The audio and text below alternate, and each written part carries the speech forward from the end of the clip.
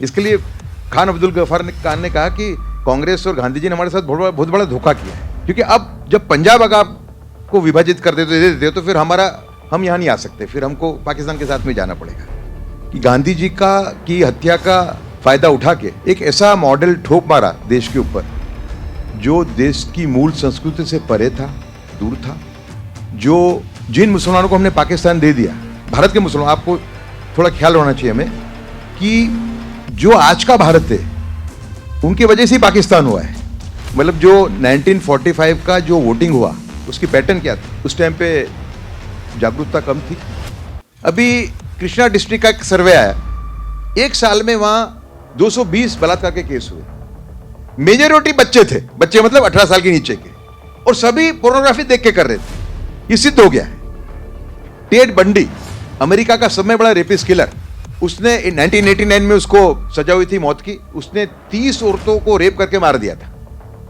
ये सबसे बड़ा क्रिमिनल माना जाता है अमेरिका का, समझे ना आप। उसको फ्लोरिडा जेल में उसको मारा गया, वहां पे उस पे सेंटेंस वो की गई। टेड बंडी ने जाने के पहले एक इंटरव्यू दिया, मरने के पहले, और उसमें इंटरव्यू में कहा उसने कि मैं अच्छे घर में पला बड़ा, अच्छे संस्कार मुझे मिले, पर मुझे पोर्नोग्राफी देखने की आदत पड़ गई और फिर मैं रेप करता और एविडेंस मिटाने के लिए मैं उस लेडी को, पहली लेडी को मैंने मार दिया, और फिर मेरा ये पैटर्न बन गया कि रेप करो और मार दो, रेप करो और मार दो।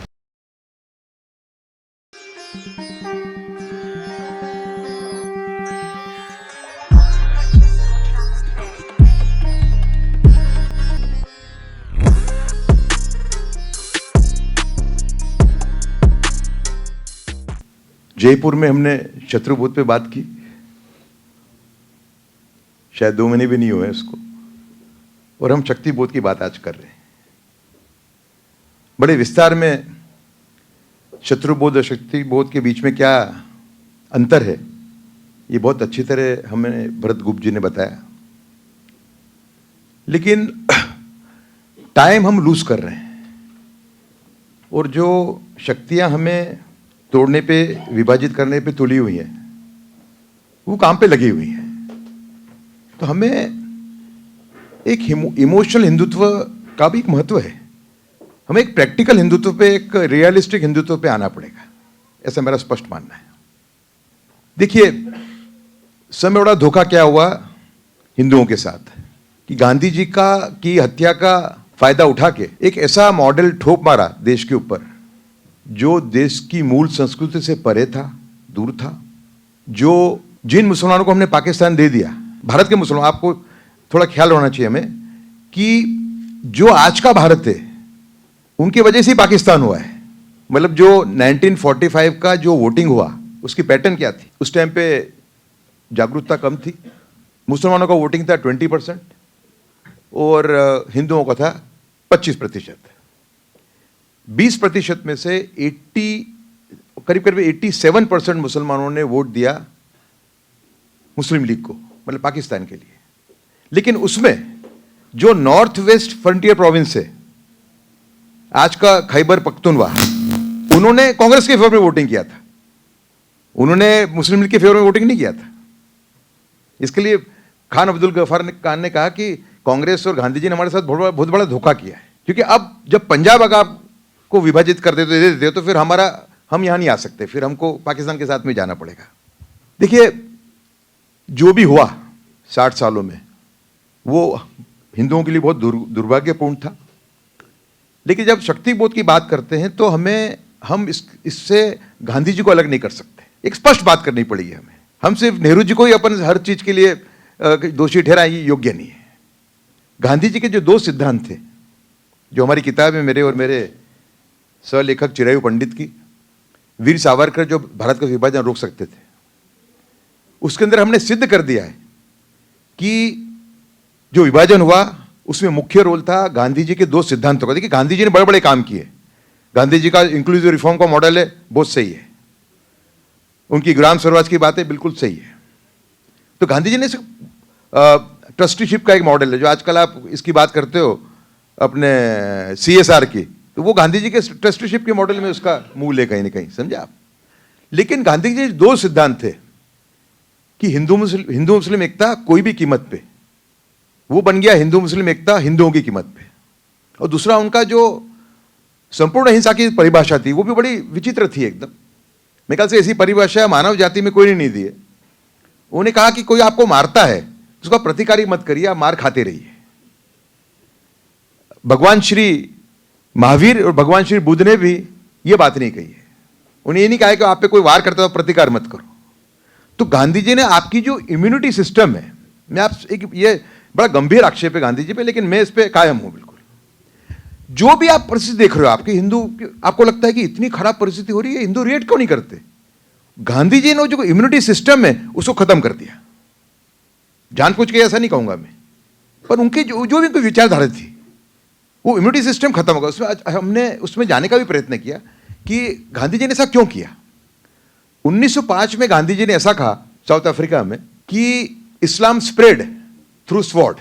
तो उनपे वहां पे, अच्छा वहां पे गुजराती मुसलमान बहुत थे, उन्होंने उनपे अटैक शुरू किया बुरी तरह से। उन्होंने कहा, गांधी जी ने पहले कहा कि मैं कभी ये जो एनसाइक्लोपीडिया ब्रिटानिका है इसको ही मैं कोट कर रहा हूं भाई, मैं थोड़ी खुद बोल रहा हूं।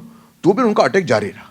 तो गांधी जी ने एक मौखिक माफी मांगी, बराबर, लेकिन अच्छा मौखिक माफी में फर्क ही हुआ कि कुछ लोग हट गए, मान लिया उन्होंने, पर जो यूथ थे वो गांधी जी के विरुद्ध प्रचार करते रहे। और फिर गांधी जी ने लिखित में माफी मांगी। तो गांधी जी का जो मुस्लिम तुष्टीकरण का पूरा जो मामला है वो 1905 से शुरू होता है, ऐसा मेरा मानना है। और ये बात जो धनंजय कीर करके हैं, बहुत अच्छे लेखक थे महाराष्ट्र के, जिन्होंने सावरकर, अंबेडकर, गांधी जी पे अच्छी अच्छी किताबें लिखी, उन्होंने इसका उल्लेख किया हुआ है। तो जब हम शक्तिबोध की बात करते हैं तो हमको शक्तिबोध लेने की आवश्यकता क्यों पड़ी, उसमें हमको जाना होगा, समझा। और जो संघ परिवार या बीजेपी है वो कुछ कारणों से इस बात पे शांत रहता है। देखिए, आपको गांधी जी को कंडेम नहीं करना है। गांधी जी को कई सिद्धांत ऐसे जो जिससे भारत को फायदा हुआ है, पर गांधी जी की दो चीजें हैं उसको आपको कंडेम करना ही पड़ेगा, उसको क्रिटिसाइज करना ही पड़ेगा। इसके लिए हमारी जो किताब है वीर सावरकर जो भारत का विभाजन रोक सकते थे, उसमें हमने दो पहले चैप्टर जो लिए हैं। पहला चैप्टर है अलीगढ़ का रोल, अलीगढ़ एएमयू का रोल भारत के विभाजन में, और दूसरा चैप्टर है कांग्रेस का मुस्लिम तुष्टीकरण, और तीसरा चैप्टर है सावरकर का हिंदुत्व। तो पहला बीमारी को समझो, बाद में आपको मालूम पड़ेगा इसका क्या रास्ता निकालना है। तो देखिए, अभी जो परिस्थिति है देश के अंदर, 11 साल में एजुकेशन की मुद्दे पे मैं बिल्कुल सहमत हूँ। बहुत मतलब ऐसी किताब है जिसकी हम कल्पना नहीं कर सकते, वो सालों साल तक पढ़ी गई इस सरकार के आने के बाद भी। 7वीं के अंदर यूपीए का जो सोशल रिकंस्ट्रक्शन का जो किताब थी 7वीं की, जिसके अंदर हिस्ट्री भी सम्मिलित था, उसमें महाराणा प्रताप का नाम ही नहीं था, और छत्रपति शिवाजी जी का महाराज सिर्फ एक ही जगह पे था। पूरी किताब मुगलों पे थी। दूसरा, शक्तिबोध और शत्रुबोध की हम बात करें तो हमें हमारे सामने लोग कौन हैं वो जानना बहुत जरूरी है। अभी जो एक ट्रेंड है कि मुसलमान को कंडेम करो और हीरो बन जाओ, वो ट्रेंड मैं मानता हूं ठीक नहीं है। ये एक नई मेरी वो है, मैंने शंकरनाथ महोत्सव से इसकी बात स्टार्ट की, तो मैं हर जगह कहने वाला हूं, समझे ना, भले मुझे लोग क्रिटिसाइज करें। देखिए, एक तो हिस्ट्री का संपूर्ण अभाव है। सल्तनत काल और मुगल काल में बहुत फर्क है। सल्तनत काल में एक भी ऐसा शासक नहीं है जिसको आप सहिष्णु कह सकते हो, मॉडरेट कह सकते हो। वो लोधी हो, वो तुगलक हो, खिलजी हो, एक भी शासक ऐसा नहीं, एक भी नहीं। वीडी महाजन नाम के एक पत्रकार इतिहासकार हो गए, ऐसे बैलेंस थे एकदम, ऐसे कोई हिंदुत्ववादी नहीं थे बहुत बड़े। उन्होंने जो डिस्क्रिप्शन किया है, एक दिल्ली सल्तनत नाम की किताब है जो मेरे हाथ में आई करीबन 1984 में, मैं तो दंग रह गया कि हमारे पूर्वजों ने कितना सहन किया हुआ है। हर एक शासक, अच्छा he is coating Muslim historians, मतलब उसको आप चैलेंज ही नहीं कर सकते, उनके जो इतिहासकार के उनको ही वो कोट कर रहे हैं, समझा आप। तो सल्तनत काल जो है वो सब में खराब काल था। जैसे कि अभी देखिए, इमोशनल हिंदुत्व किसको बोलते हैं। अभी छावा फिल्म आई तो एक आवाज उठी महाराष्ट्र में कि हम औरंगजेब की दरगाह को खदेड़ देंगे। अब आपको याद रहे कि औरंगजेब का जो कट्टरवाद था वो खिलजी, तुगलक, लोधी से 50% था। औरंगजेब के टाइम पे मंदिर टूटे, है ना, लेकिन औरतों का हरण बहुत कम था, समझा। और मतलब मंदिर टूटने पे उसका पूरा वो था, उसका पूरा भार, समझा ना आप। लेकिन ये तो हमारी महिलाओं को उठा ले जाते थे, इनका अत्याचार एक मोहम्मद तुगलक का एक वो है, इबिन बतूता नाम का एक मूरिश ट्रैवलर मोरक्को का यहाँ पे आया था, और वो 8 साल दिल्ली का काजी था, 4 साल मदुरई में एक सल्तनत थी उसका काजी था, 12 साल रहा यहाँ पे। वो जो लिख के गया है, काफी ठीक ठाक आदमी था, उसने उल्लेख अच्छा किया उसने, और हिंदुओं की व्यथा को भी उसमें उसने वर्णन किया उस आदमी ने। उसने कहा कि ईद का दिन था, सुल्तान बैठा था उस पे अपने सिंहासन पे, और सब मुमराव बैठे हुए थे दोनों साइड में। जो हिंदू लड़कियों को अपहरण करके लोग लाए थे, उसमें उसने लिखा है कि राजाओं की भी बेटी थी, ब्राह्मणों की भी थी और दलितों की भी थी, सबकी थी। उनको लाया जाता था बार बार एक ग्रुप्स के अंदर, वो नाचती थी, और फिर उनको बांट दिया जाता था कि भाई इस उमराव को 2 स्लेव गर्ल्स, इसको 3। तो उस दिन, जिस दिन का वर्णन कर रहे हैं इबिन बतूता, उस दिन उनके पास ऑलरेडी 3 या 4 ऐसी स्लेव गर्ल्स थी उनके घर पे, तो उनको साथ दे दी गई उस दिन, क्योंकि वो काजी थे। तो उन्होंने उनको दे दिया अपने स्लेव्स को, जो उनके मेल स्लेव्स थे। तो ये अत्याचार जो है, मतलब आप सो नहीं सकते, इतना खराब उसका मतलब असर होती है अगर आदमी ने नहीं पढ़ा हो पहले, तो समझे आप। तो पहली बात तो मुसलमान इस देश में विभाजन करवाने के बाद, है ना, उनको हक का पूरा मिलना चाहिए, हक के बाहर उनको 1 इंच भी नहीं मिलना चाहिए। ये उनसे एक डायरेक्ट डायलॉग होना चाहिए। अभी मैंने एक डायरेक्ट डायलॉग मैंने शुरू किया है, मेरी उर्दू जो किताब है ये सावरकर वाली, उसका उर्दू वर्जन आया, उसको हमने रिलीज किया। उसमें कम से कम 300 मुसलमान आए थे, और मेरे ख्याल से भारत के इतिहास में, वो आजाद भारत के इतिहास में वो पहला डायरेक्ट डायलॉग था। मैंने उनसे कहा, देखो, आत्मनिरीक्षण के बगैर धार्मिक समाधान पॉसिबल नहीं है। और मैंने कहा, अब जो राज कर रहे हैं वो तो राज करने ही वाले हैं, वो जाने ही नहीं वाले। तो मेरी पुस्तक है आपके लिए एक द्वार खोलती है मेन स्ट्रीम पे आने का, आपको तय करना है, समझे ना। दूसरा, मुसलमानों के अंदर 3 भाग हैं। एक है मोस्ट कट्टरवादी, जो देवबंद और वहाबिज्म से संबंधित है। अच्छा, उसके अंदर भी 2 भाग हैं, अगर स्पष्टता करूं तो। देवबंद के अंदर भी 2 भाग हैं। एक भाग है अल फला वाला, समझे ना, और दूसरा भाग है कि भाई हम टेररिज्म का साथ नहीं लेंगे, लेकिन भारत इस्लामिक राष्ट्र होना चाहिए। और एक छोटा सा मॉडरेट भाग भी है, जो मेरा अनुभव है। मैं तो मुसलमानों की स्टडी समझो ना 24 घंटे करता रहता हूँ। मुझे एक ड्राइवर भी मिल जाए तो ड्राइवर से बात करके मैं बातें निकलवाता हूँ, और मेरे जो व्यूज हैं उनको मैं रिफॉर्म कर देता हूँ, चेंज कर देता हूँ। 2-4 मुझे ऐसे दाखले मिल गए एक जैसे, तो I change my views immediately, समझे आप। तो मुसलमान 3 भाग हैं मोटे तौर पे, देवबंद, तबलीग जमात, उसकी मिशनरी विंग, और तीसरी है अहले हदीस। ये 3 तंजीमें वहाबी तंजीम है। कट्टरवाद इनमें से आता है। टेररिस्ट अगर दुनिया में है, वो 1 हो, 2 हो, 1 लाख हो, वो सभी वहाबिज्म में आते हैं। बरेली जो सूफी वालों से एक भी टेररिस्ट नहीं आता, पर सूफी वालों को भी संपूर्ण रूप से सहिष्णु गिनना ये भी खतरे से खाली नहीं है। आज उत्तराखंड के अंदर दरगाहें बन रही हैं ऊपर हमारे धर्म स्थानों के पास, वो बरेली वाले कर रहे हैं, समझो आप। लेकिन उनमें से टेररिस्ट कोई नहीं आता। 2008 का केस हुआ था अहमदाबाद ब्लास्ट का, उसमें एक बरेली वाले को लोग खींच के लिया है। पहली मीटिंग में आया वो, उसने देखा कि ये तो बॉम्ब ब्लास्ट का मामला है, वो चले गया। तो बरेली वाला एक भी इसमें आता नहीं है इसके अंदर। तो बरेली वालों को हम कंपैरेटिवली हमको मॉडरेट गिनना पड़ेगा, समझे ना। और एक ग्रुप इसमें संपूर्ण रूप से मॉडरेट भी है, छोटा है लेकिन है। देखिए, अगर कश्मीर में अगर 10 हिंदू मरते हैं तो उसमें 10 लोग मरते हैं तो उसमें 2-1 मुसलमान होते हैं, ठीक है ना। तो उनके लिए भी जगह आपको रखनी पड़ेगी। आज परसों जो अमजद अली के नाम का जो सोल्जर जो मर गया लड़ते लड़ते, उसका कितना बड़ा हृदय हिलाने देने वाला उसका पूरा दृश्य था। उसकी बेटी दिखने आई, उसको छोटी सी 2 साल की बेटी, उसको मालूम नहीं कि मेरा पिताजी नहीं रहा। उसकी शव पे वो उससे बात करने का प्रयत्न कर रही थी। ऐसे एक औरंगजेब नाम का एक था, उसका नाम था औरंगजेब 2018 के अंदर, हाँ नाम उसका औरंगजेब, और वो मर गया भारत के लिए लड़ते लड़ते, और उसके 2-3 भाई भी आर्मी में चले गए। तो ये चीजों को आपको तवज्जो देनी पड़ेगी। पहलगाम को आप कैसे देखते हो? हमारे यहाँ पहलगाम के अंदर जो हमारे लोग हैं, जो हिंदुत्व के लोग हैं, वो हमेशा उसमें निकाल रहे थे कि भाई इसमें ये भी इन्वॉल्व था। बिल्कुल थे इन्वॉल्व, रातों रात परिवर्तन नहीं आ जाएगा। लेकिन अगर 40 पोनी वालों में से अगर 3 या 5 ही इन्वॉल्व थे, है ना, और 35 मदद कर रहे थे, तो हमको उसको गिनना पड़ेगा उनको। उसमें से एक महाराष्ट्र की लेडी थी, उसने कहा कि मेरा पोनी वाला और मेरा जो टैक्सी वाला है वो मेरे लिए भगवान था, समझे ना। तो इन चीज़ों को आपको गिनना पड़ेगा, क्योंकि आप देखिए आप गलत आधार पे अगर चीज़ें, तो आपका रिजल्ट भी आपको गलत मिलेगा। दूसरा समय बड़ा चैलेंज है, मेरी बात पे आऊंगा मैं अंत में। जो पोर्नोग्राफी आ रही है, विभत्स जो कंटेंट आ रहा है, मेरे ख्याल से जो वहाबी चैलेंज है, मुस्लिम वहाबी चैलेंज है, उतना ही उससे भी बड़ा वो चैलेंज है, क्योंकि उसमें आपके रोज आपके बच्चे बिगड़ रहे हैं।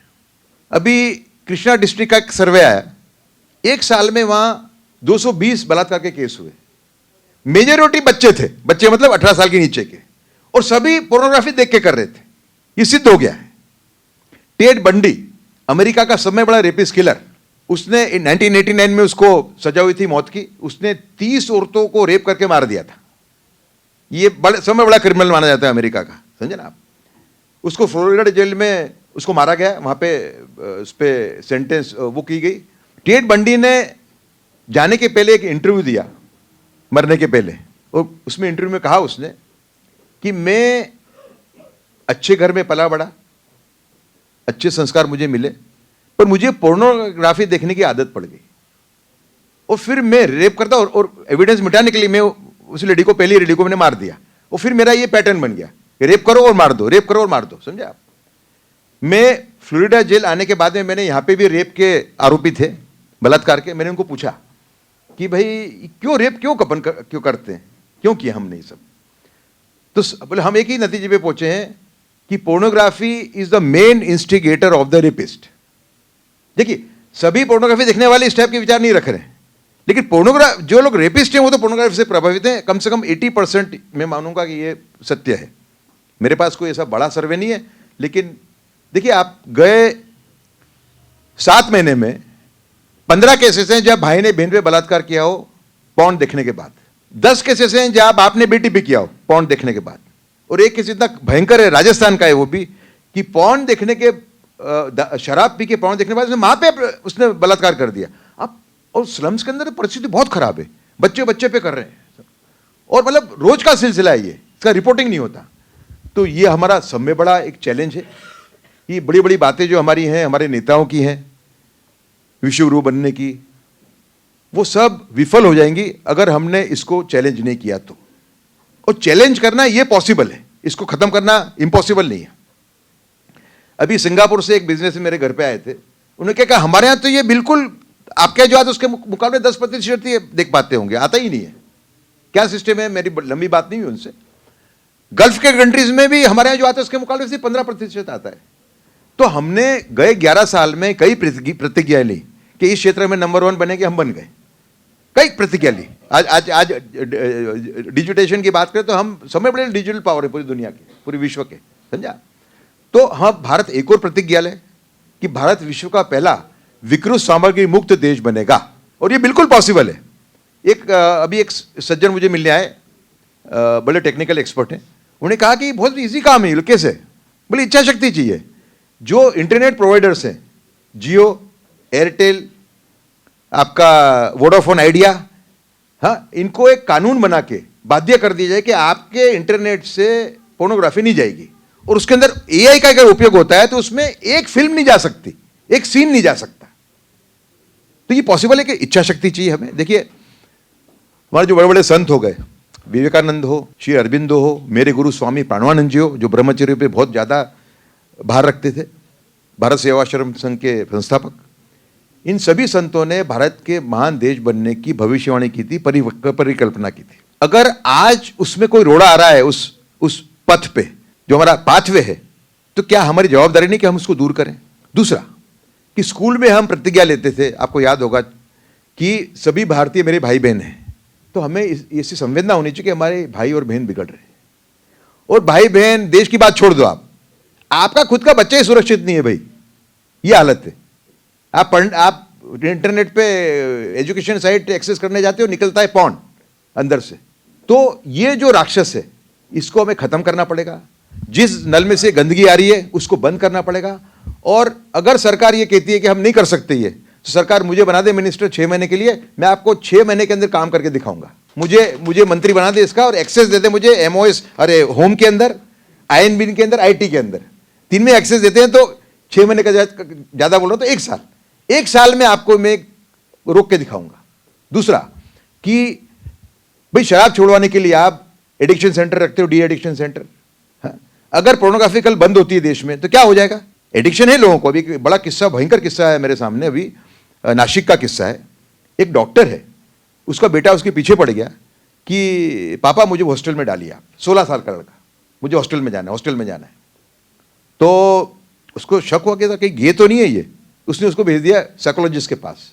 साइकोलॉजिस्ट अच्छा था, उससे जो निकलवाया बाहर वो दिल हिला देने वाला है। उसने कहा कि मैं पॉर्न का इतना बड़ा एडिक्ट हूं कि मेरी माँ और मेरी बहन के अंदर भी उस टाइप की फिगर मुझे दिखती है।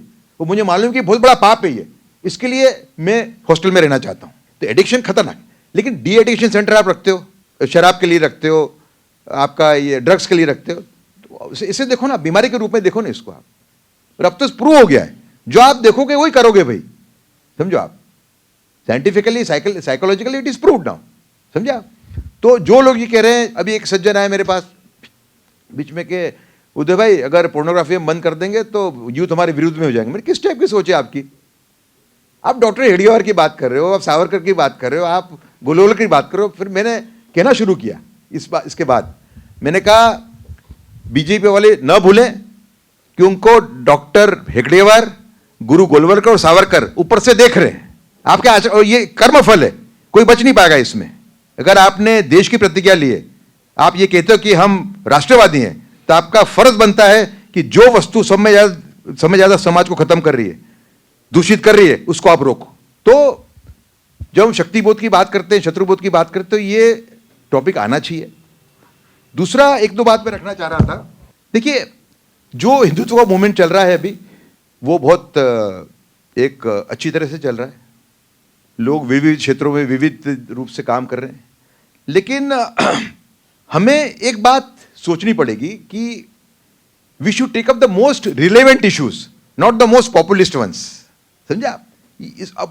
और मेथड्स हमारी क्या होनी चाहिए? मेथड्स ऐसी होनी चाहिए जिसमें कोई रिजल्ट मिले। छत्रपति शिवाजी महाराज ने अपने जीवन काल में 5 माफी पत्र लिखे औरंगजेब को। उसमें 3 माफी पत्रों के बाद में मराठों और मुगलों के बीच में संधि हुई, समझा। और तीनों 3 संधियां शिवाजी महाराज ने तोड़ी, वो औरंगजेब ने नहीं तोड़ी। क्योंकि शिवाजी महाराज के सामने लक्ष्य था हिंदवी स्वराज्य। उनको लगता था कि मुगल सल्तनत, बीजापुर सल्तनत, गोलकोंडा सल्तनत, ये तीनों एक हो जाएंगे तो मैं ये मेरा जो लक्ष्य वो प्राप्त नहीं कर पाऊंगा। तो वो माफी मांग लेते थे, समझा। तो हमें इस टाइप की लचक रखनी पड़ेगी। अभी क्या हो रहा है कि हम इतनी गाली गलौज कर रहे हैं मुसलमान के नाम पे, वो तो इकट्ठा होते जा रहे हैं, समझो। दूसरा, मैं अंदर की बात बताऊं आपको, कोई नहीं जानता होगा इस बात को। बरेलवी देवबंदी बनता है, देवबंदी कभी बरेलवी नहीं बनता, आप समझो। देवबंदी कट्टरवाद है, बरेलवी कम कट्टरवाद है, रिलेटिवली मॉडरेट है। तो जब इनका इंटरनल कन्वर्जन चलता है इन दोनों के बीच में, और वो काफी उनके झगड़े भी बहुत हैं, तो बरेलवी वाला हमेशा देवबंदी बन जाता है, वहाबी बन जाता है। वहाबी कभी सूफी नहीं बनता। तो आप जितना इनको इकट्ठा करोगे उतना ये वहाबिज्म का जो एक्सपेंशन होता जाएगा। तो आपको एक संभल के चलना पड़ेगा इसके अंदर।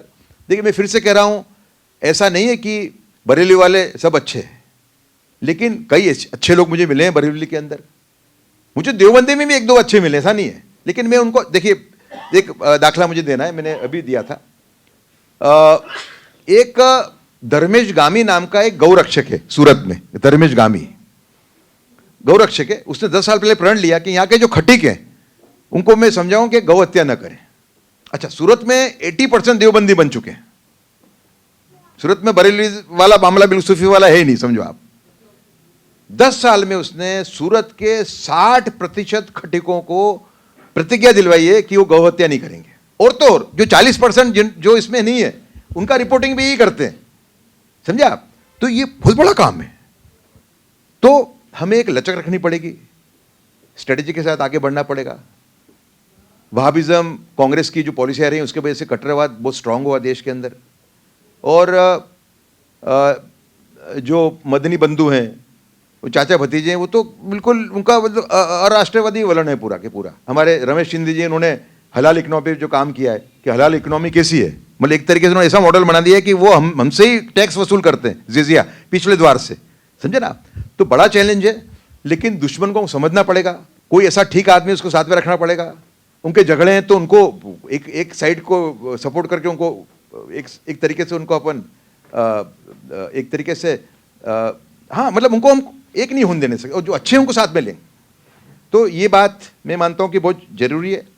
और दूसरा कि जो हमारे आदर्श कौन है, जो भी हम कर रहे हैं अभी, हमें इसमें हमारे आदर्श छत्रपति शिवाजी महाराज को मानना चाहिए, सावरकर को मानना चाहिए। सावरकर ने भी 2 गलतियां की, ऐसा नहीं है, गऊ के बारे में जो उन्होंने 1-2 विद्वान दिए वो ठीक नहीं थे, समझे ना आप।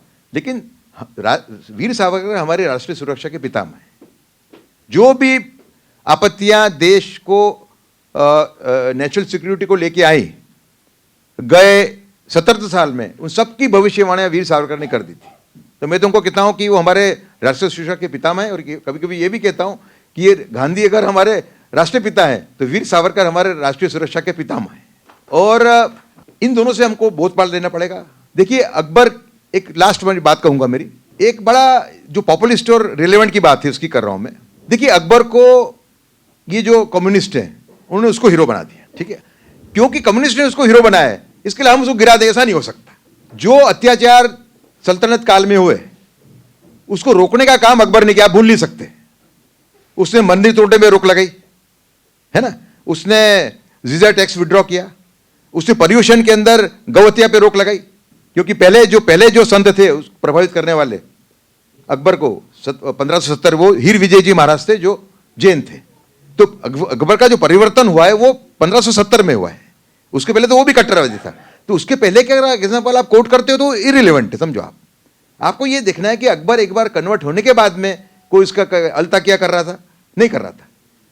शेख अहमद सिरिंदी, जितने भी कट्टरवादी देश में उनका मेन हीरो शेख अहमद सिरिंदी, मौलवी उस टाइम का, उसने अकबर को चैलेंज किया, अकबर ने उसको जेल में डाल दिया। उसने अकबर की जो पॉलिसी, सुलह कुल की पॉलिसी, उसको चैलेंज किया, अकबर ने इसको जेल में डाल दिया।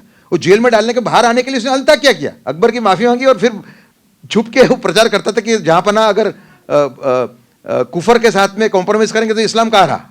लेकिन उसकी हिम्मत नहीं हुई अकबर के सामने पढ़ने की। तो मैं नहीं कहूँगी कि अकबर ने क्यों किया, तो अकबर को ये था कि मेरा वंश यहाँ चले सालों साल तक, उसकी भी कोई।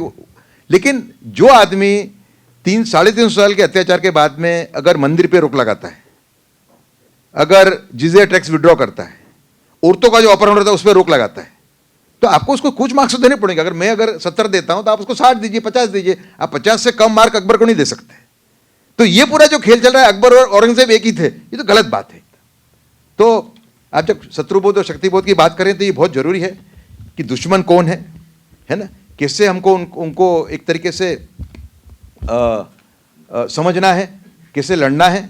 और दूसरा देखिए, मैंने एक 2020 में मैंने एक स्कीम सरकार को दी थी, सरकार ने उस स्कीम मानी नहीं। मैंने कहा कि जो लोग दरगाह में नहीं मानते, जो देवबंदी हैं, वहाँ भी हैं, वो बोलते हैं कि भाई ये दरगाह पूजा है, ये हिंदुओं से ली हुई चीज़ है।